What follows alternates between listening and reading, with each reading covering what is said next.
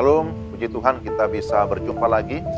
Dan sebelum kita membaca dan merenungkan firman Tuhan, mari kita berdoa.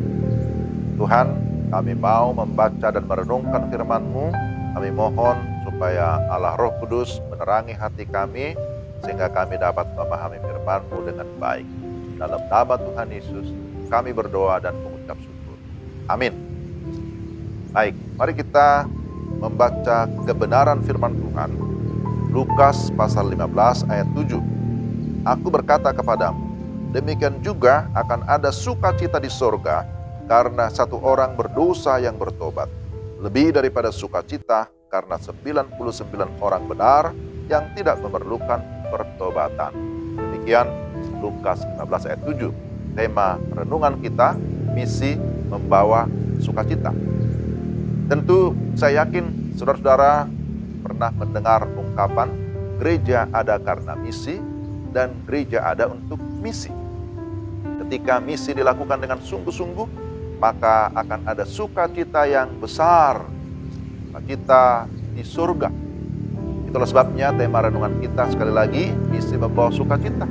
Konteks bacaan kita adalah mengenai perumpamaan tentang domba yang hilang. Mari kita perhatikan ada beberapa hal yang penting yang dapat kita pelajari. Pertama, ada yang hilang. Siapa yang hilang? Itu yang dimaksud adalah manusia berdosa. Dalam ayat 1 sampai yang kedua. Dalam berikut bacaan kita, Yesus memakai perumpamaan domba yang hilang. Siapakah di antara kamu yang mempunyai 100 ekor domba, dan jikalau ia kehilangan seekor di antaranya, tidak meninggalkan yang 99 di padang gurun dan pergi mencari yang sesat itu sampai ia menemukannya? Siapakah orang yang terhilang itu? Dalam ayat 1 dinyatakan bahwa para pemungut cukai dan orang berdosa biasa datang kepada Yesus untuk mendengarkan dia. Sangatlah penting untuk dipahami bahwa istilah orang berdosa menurut Alkitab menunjuk kepada orang-orang yang hidup di dalam perzinahan, membunuh, para penyamak kulit binatang, orang-orang najis, bahkan para penggembala juga dikategorikan, dikelompokkan sebagai orang berdosa. Tetapi yang menarik bahwa Yesus, saudara-saudara, mengidentifikasi dirinya dengan orang berdosa. Dia memberitakan Injil kepada mereka. Dan terhadap keadaan itulah kita melihat bahwa orang Farisi dan juga ahli Taurat menjadi bersungut-sungut. Mereka menuduh bahwa Yesus berkompromi dengan dosa. Mereka masih belum menyadari bahwa sesungguhnya mereka pun adalah orang berdosa. Mereka juga adalah orang yang terhilang. Maka yang kedua, di sini kita lihat ada pencarian. Ini bicara tentang misi penyelamatan. Terhadap adanya domba yang hilang, sang gembala tidak tinggal diam. Tetapi seorang gembala yang baik dan bertanggung jawab, dia terus mencari sampai dia menemukan. Sebab kalau hilang, gembala harus membayar domba itu. Kecuali dia dapat membuktikan bahwa domba itu tersesat, dimangsa binatang buas misalnya. Itulah sebabnya mengapa ia terus berusaha mencari domba yang hilang itu. Dan Nabi Yesaya pernah berkata bahwa semua manusia sudah tersesat, berdosa, seperti domba yang hilang itu. Tidak seorang pun yang dapat meloloskan diri dari dosa, saudara. Itulah sebabnya anak manusia datang ke dalam dunia, dan dia datang mencari dan menyelamatkan yang hilang. Bagian ini sudah pernah sampaikan beberapa hari yang lalu dari Lukas pasal 19 ayat 10. Itu berarti bahwa misi itu adalah inisiatif dari Tuhan sendiri. Dialah yang bertindak untuk mencari dan menemukan domba yang hilang itu. Dan kita lihat bahwa dia tidak mau menyerah. Inilah gambaran kasih Allah kepada kita. Kasihnya kepada kita sangat besar. Dia tidak membiarkan kita terhilang. Dan yang ketiga, ada sukacita di dalam misi.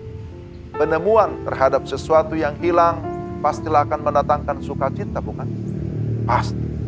Itulah yang tergambar dari perumpamaan ini.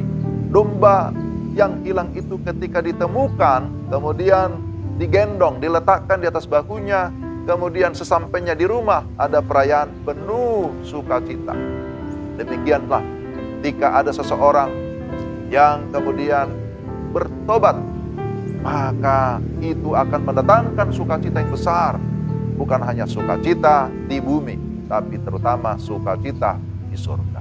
Tuhan Allah bersukacita ketika ada seorang yang bertobat sungguh-sungguh.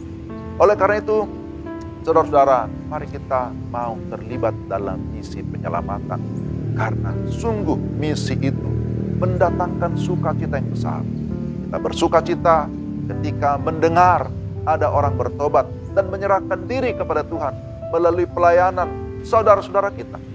Tetapi terlebih lagi, kita akan bersukacita ketika kita tidak hanya menjadi pendengar, tetapi menjadi pelaku misi yang Tuhan amanatkan. Ingat, saudara-saudara, bahwa amanat agung adalah diberikan kepada semua orang-orang percaya, kepada semua orang yang mengaku dirinya sebagai orang Kristen, sebagai pengikut Kristus, sebagai murid Kristus. Saudara mau bersukacita? Tentu ya. Maka mari kita melakukan misi kita, supaya kita sungguh boleh mengalami sukacita yang besar. Mari kita berdoa. Tuhan, terima kasih untuk firman.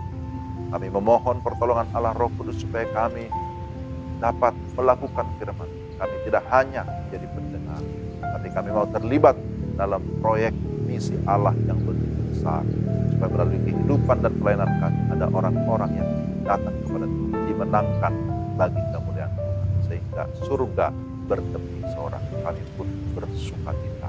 Di dalam nama Tuhan Yesus kami berdoa dan mengucap syukur. Amin. Demikian saudara-saudara renungan kita hari ini. Tuhan memberkati saudara sekalian.